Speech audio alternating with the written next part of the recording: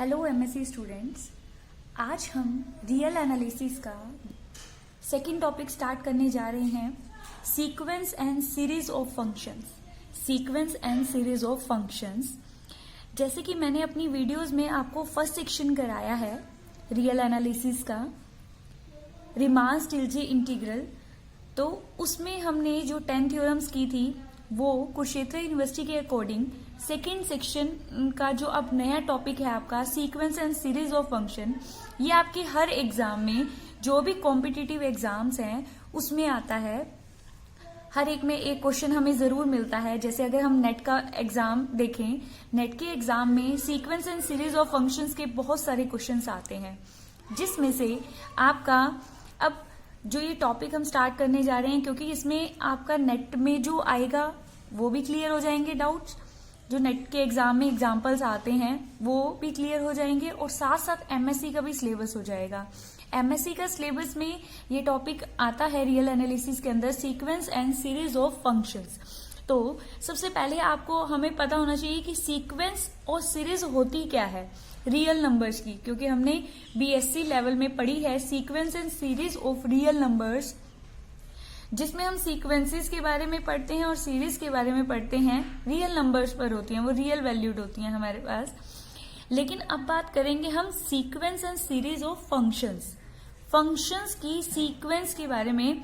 आज वाली वीडियो में हम सीक्वेंस के बारे में ही पढ़ेंगे सिर्फ। सबसे पहला टॉपिक है आपका, सब टॉपिक हो गया इसका, point wise convergence of a sequence of function. Point wise convergence of a sequence of function. Sequence of function, उससे पहले क्लियर हो जाना चाहिए कि फंक्शंस की हमें सीक्वेंस लेनी है। अब पॉइंट वाइज का क्या मतलब है, कन्वर्जेंस का मतलब तो हमें क्लियर है ही, हम बीएससी लेवल में करके आए हैं क्लियर कि कन्वर्जेंस ऑफ ए सीक्वेंस क्या है। पॉइंट वाइज के बारे में डिस्कस करते हैं। Suppose fn is a sequence of function defined on a set E।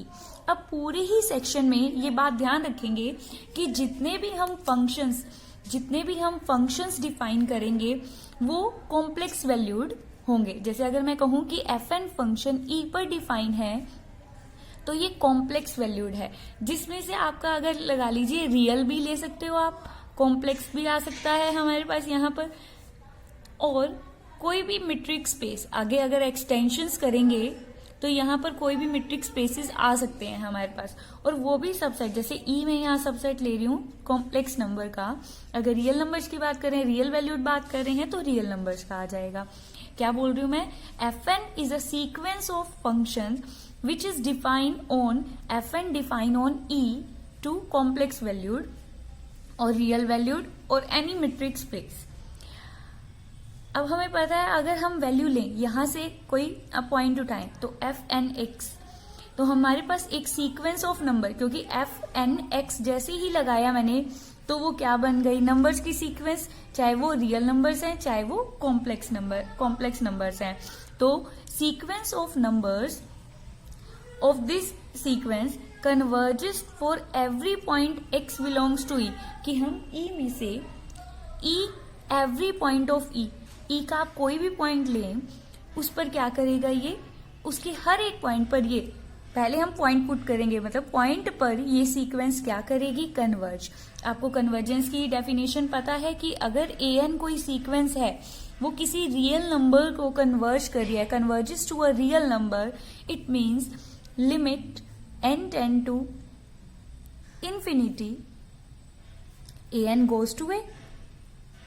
तो ऐसी अगर हम बात कर रहे हैं fnx converges for every x belongs to e, means हमें एक ऐसा फंक्शन मिल जाएगा, limit function of this sequence.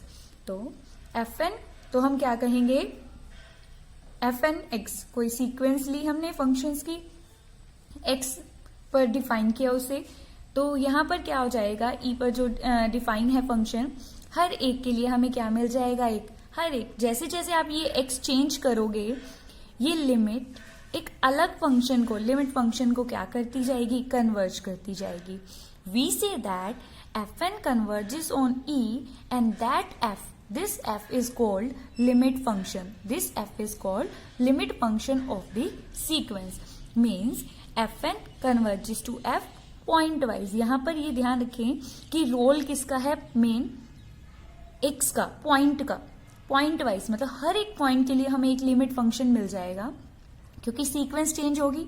जैसे सीक्वेंस चेंज होगी तो हमें एक अनदर लिमिट फंक्शन मिल जाएगा। तो इस कन्वर्जेंस को हम क्या बोलते हैं, पॉइंट वाइज कन्वर्जेंस। अब एक एग्जांपल ले लेते हैं। Suppose f(x) is equal to x raise to power n for all x belongs to close interval 0 1। अब क्लोज इंटरवल है, this is a subset of real number. तो मैंने आपको बताया कि जो भी फंक्शन डिफाइन है हमारे पास, यहां पर ये किसका काम कर रहा है, e का काम कर रहा है। f(x) is equal to x raise to power n। बिल्कुल इजी है। क्या करते हैं हम, पहले मैंने आपको बताया कि पॉइंट वाइज की बात कर रहे हैं तो हमें x पे ध्यान देना है। x की वैल्यू मैंने सबसे पहले, क्योंकि यहां पर हमारे पास जो वैल्यू है x की वो क्या है, ये वैल्यू है। मीन्स x 0 वैल्यू भी ले सकता है, 1 भी, और बिटवीन 0 एंड 1। तो सबसे पहले हमने x की जगह यहां पर क्या पुट कर दिया, 0 पुट किया हमने। 0 रेज टू पावर n, आपको पता है 0 है। Between 0 and 1 x raise to power n। अब बिटवीन 0 एंड 1 हमें पता है x की वैल्यू 1 बाय समथिंग होगी, क्लियर है। और x equal to 1 raise to power n, 1 raise to power n is 1, where n is a natural number, 1 2 3 and so on. तो अब हम इस पे क्या लगा रहे हैं, लिमिट लगा रहे हैं। अब जैसे ही मैं इसके ऊपर लिमिट लगाऊंगी क्या बन जाएगा हमारे पास, लिमिट लगाएंगे यहाँ 0 की लिमिट क्या आ जाएगी, n टेंड टू इन्फिनिटी पर 0। अब हमें पता है ये वैल्यू क्या है, 1 से लेस है, और 1 से लेस जिस भी वैल्यू की रेज टू पावर n हो वो क्या हो जाता है हमारे पास 0, क्योंकि 1 by infinity is 0। And x equal to 1 था हमारे पास, 1 वैल्यू आई थी, लिमिट लगाएंगे तो क्या हो जाएगा, limit n tend to infinity 1 is equal to 1।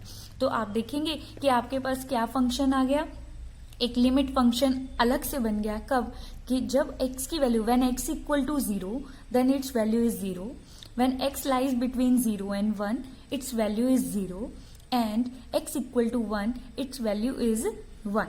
तो ये एक हमारे पास फंक्शन बन गया क्या, कि 0 क्या क्या आ गया हमारे पास, इसकी लिमिट फंक्शन क्या बन गया, कि between 0 and 1 and x equal to 0, at x equal to 0 value is 0 and x equal to 1 value is 1। तो ये हमारा जो ये पूरा फंक्शन बन गया, इसको हमने नाम दे दिया यहां से f(x). क्या नाम दे दिया इसे हमने, f(x). तो ये हमारे पास क्या बन गया, limit f(x) is equal to f(x), where f(x) is 0 this value at this value and 1 at this value. तो यहां पर हमने देखा कि लिमिट एग्जिस्ट कर गई।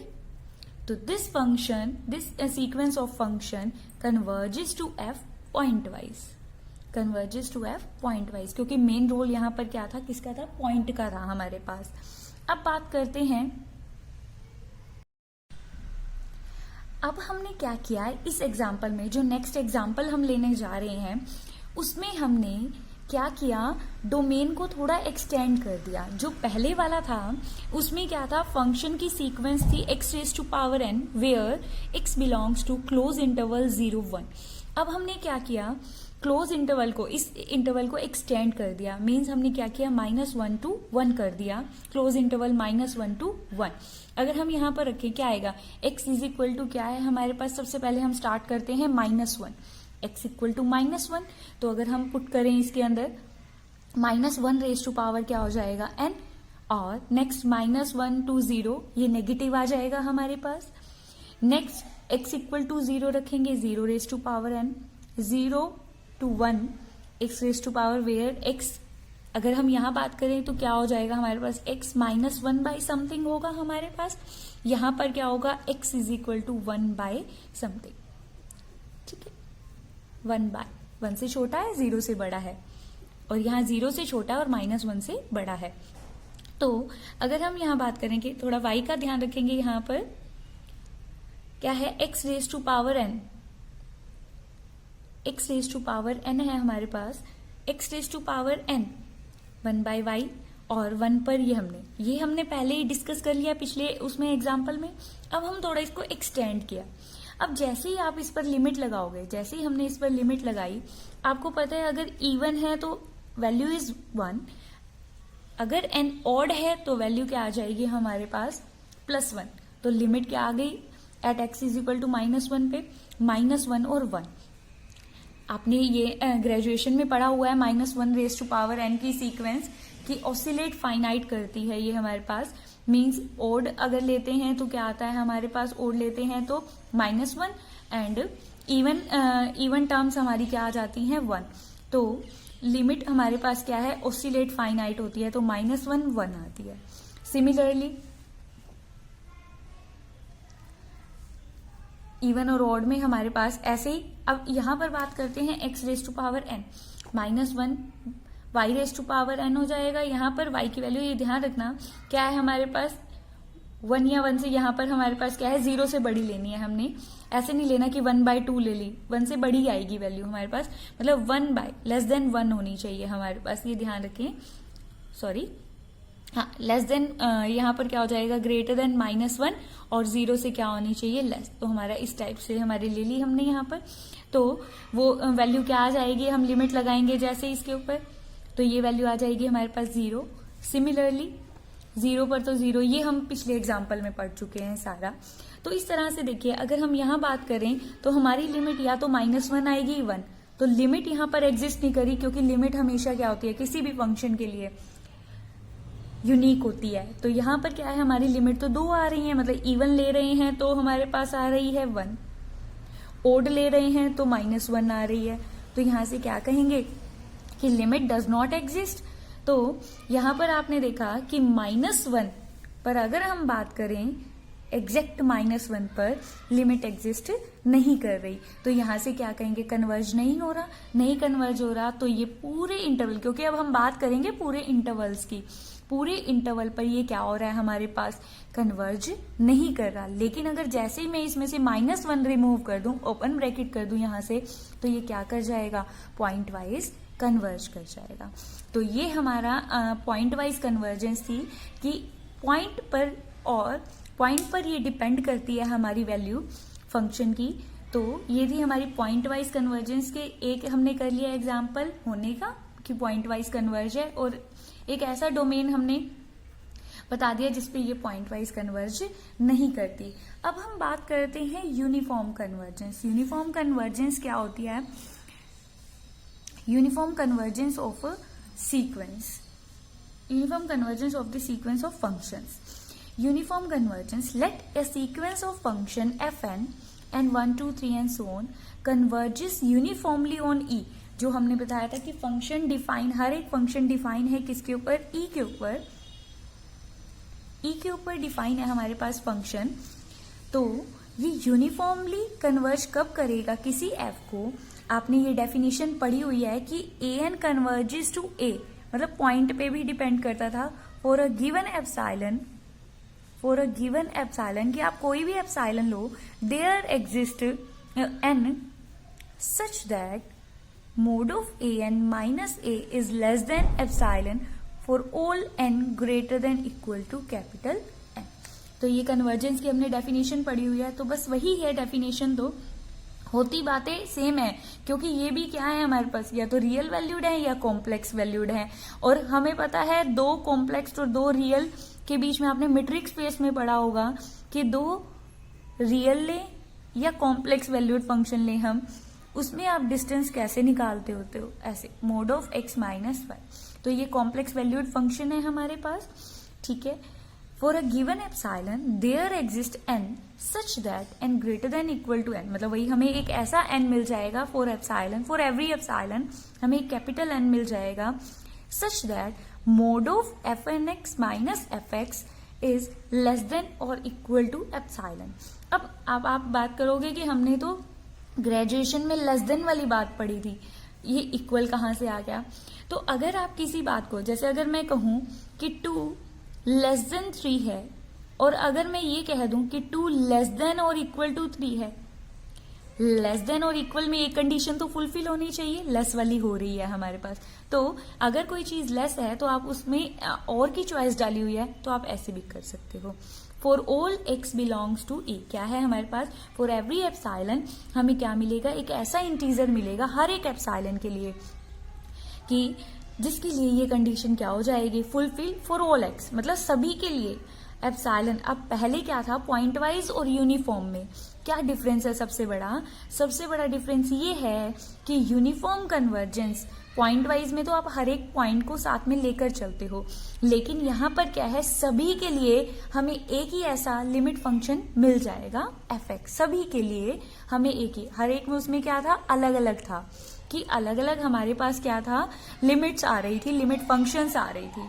लेकिन अब बात करते हैं, हाँ ये कंडीशन भी आएगी कि पॉइंट वाइज में अगर हम बात करें, पॉइंट वाइज में कि सभी पॉइंट में रखने पर सेम लिमिट आ रही है, बट वो यूनिफॉर्म कन्वर्ज नहीं बनता। वो हम सभी का सभी आगे डिस्कस करेंगे कि जो पॉइंट वाइज बनते हैं तो वो यूनिफॉर्म बनते हैं या नहीं बनते, या जो यूनिफॉर्म है वो पॉइंट वाइज होते हैं या नहीं होते। नेक्स्ट हमारी ये बात है, सबसे पहले हम एक एग्जाम्पल कर लेते हैं जिससे आपको क्लियर हो जाएगा। तो हमने एक एग्जाम्पल ले रहे हैं यहाँ पर, f n x is 1/n into 1 plus x square for all x belongs to real number. यहाँ पर हमारा क्या है, जो x है कोई रियल नंबर लिया, हमने लिमिट लगा दी। आपको पता है 1 x square 1 plus x square, 1 plus x square positive होता है हमारे पास, और 1 से तो लेस ही रहेगा। यहाँ पर हमारे पास ये वैल्यू क्या है, दोबारा से बोल रही हूं मैं यहाँ पर कि जो ये वैल्यू है हमारे पास, क्योंकि x square is always positive, x square is always positive, 1/1 plus x square हमेशा क्या होगा, लेस देन और इक्वल टू 1। तो इसने तो नीचे ही रहना है यहाँ पर। अब 1/इंफिनिटी एक पॉजिटिव टर्म है, 1/इंफिनिटी क्या हो जाएगा, 0। तो ये अब देखो यहाँ पर क्या है, ये हमारे पास कन्वर्ज कर रही है, पॉइंट वाइज कन्वर्ज कर रही है। यहाँ पर हमारे पास क्या है, और इसका लिमिट फंक्शन क्या आया है अपने पास, 0। जो एफ एक्स आया है वो क्या आया है, 0। 1/इंफिनिटी क्या हो गया, 0। अब हम चेक करेंगे कि क्या ये यूनिफॉर्मली कन्वर्ज करता है। पॉइंट वाइज तो आ गया, हर एक पॉइंट के लिए हमें एक लिमिट मिल गई यहाँ पर। तो हम बात करते हैं यहाँ से, कंसीडर किया हमने, यहाँ पर डेफिनेशन लगाई, consider mod of f n x minus f x. F x अपना क्या आया है, 0, एफ एन एक्स क्या आया है, वैल्यू रख दी हमने यहाँ पर, ठीक है। अब आपको पता है एन नेचुरल नंबर है, पॉजिटिव होते हैं, ये भी एक पॉजिटिव वैल्यू ही आएगी क्योंकि square is always positive, n plus 1 क्या है, तो ये पॉजिटिव है। पॉजिटिव है तो मैंने मोड हटा दिया यहाँ से, क्योंकि रियल वैल्यूड है, कॉम्प्लेक्स वैल्यूड होता तो नहीं करते। अब क्या है, एक्स रियल नंबर है, तो ये हमारे पास क्या आ गया, हमने मोड हटा दिया यहाँ से। अब मैंने अभी बताया था आपको कि 1/x square plus 1 for all x belongs to real numbers is always less than और इक्वल टू 1। तो this value is less than equal to 1। तो यहाँ पर आ गया mod of f n x minus f x is less than और equal to 1/n। अब मैं क्या बात करती हूँ यहाँ पर, अगर मैं क्या, हमें क्या चाहिए, अगर मैं ले लिया for every epsilon this term is less than epsilon, तो यहाँ से क्या आ जाएगा हमारा, n क्या आ जाएगा, n 1/n is less than epsilon है, तो यहाँ से क्या आ जाएगा हमारे पास, n इज ग्रेटर देन 1/एप्सिलॉन। तो 1/एप्सिलॉन n कोई ना कोई, अब एप्सिलॉन अगर मैं सपोज कीजिए 0.1 चूज करती हूँ, एप्सिलॉन क्या चूज किया मैंने, 0.1 means 1/10 means n greater then 10। कोई नेचुरल नंबर जो 11 से स्टार्ट है उनके लिए, सभी के लिए ये ट्रू है, ठीक है। तो हमें हर एक के लिए जो भी आप एप्सिलॉन चूज करोगे, हमें अगर मैं मान लीजिए मैं यहाँ पर चूज करती हूँ एप्सिलॉन 0.01, मतलब n ग्रेटर देन 100 से बड़ा नेचुरल नंबर आपको पता है 101 है, 101 और उसके बाद वाली जितनी भी टर्म्स हैं वो क्या आ जाएंगी, लेस देन एप्सिलॉन, मतलब this value is less than epsilon. तो यहां से हमें मिल गया सभी के लिए, और x से भी क्या है, ये इंडिपेंडेंट है, तो सभी के लिए हमारे पास एक एफ एक्स मिल गया, क्या है, जिसमें एफ एन किसको कन्वर्ज कर रहा है, इसको एफ को कन्वर्ज कर रहा है। तो यहां से हमारे पास कन्वर्जेंस की डेफिनेशन फुलफिल हो गई हमारे पास। कन्वर्जेंस की डेफिनेशन यहाँ से फुलफिल हो गई।